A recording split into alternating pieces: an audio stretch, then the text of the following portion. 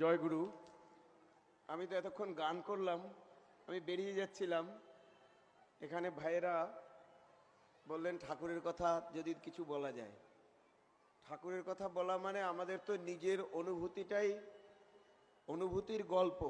এই কথাটা এখন আচার্যদেব বলেন আমাদের প্রত্যেকের ঠাকুরকে গ্রহণ করে করে নিজের নিজের মতন কিছু অনুভূতি আছে।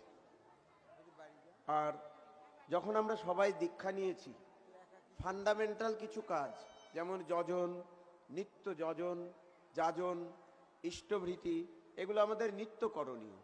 তার সাথে আমাদের ধ্যান রাখতে হয় আচার্যদেব আমাদের যখন যে নির্দেশ দেন সেটাতে আমরা কতটা যত্নশীল।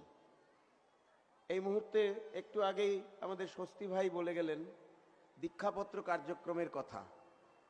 খুব যদি চিন্তা করি, আমরা প্রত্যেকে যখন দীক্ষা গ্রহণ করেছি তখন 4টে সংকল্প গ্রহণ করেছিলাম, 4টে বিষয়ে সংকল্প বাক্য পাঠ করেছিলাম।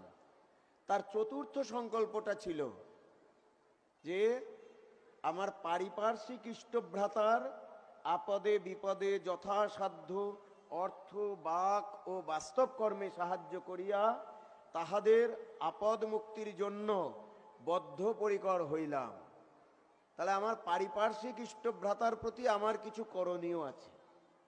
তার বিপদে আপদে আমার তার পাশে দাঁড়াতে হবে। কি নিয়ে? অর্থ নিয়ে, আমার কথা নিয়ে, আমার ভরসা নিয়ে, আমার সমস্ত সাহায্য সহযোগিতা নিয়ে। একটা মানুষের শরীর খারাপ হয়েছে, দৌড়ে গিয়ে খবর নিতে হবে, ভাই তুমি কেমন আছো, বা দাদা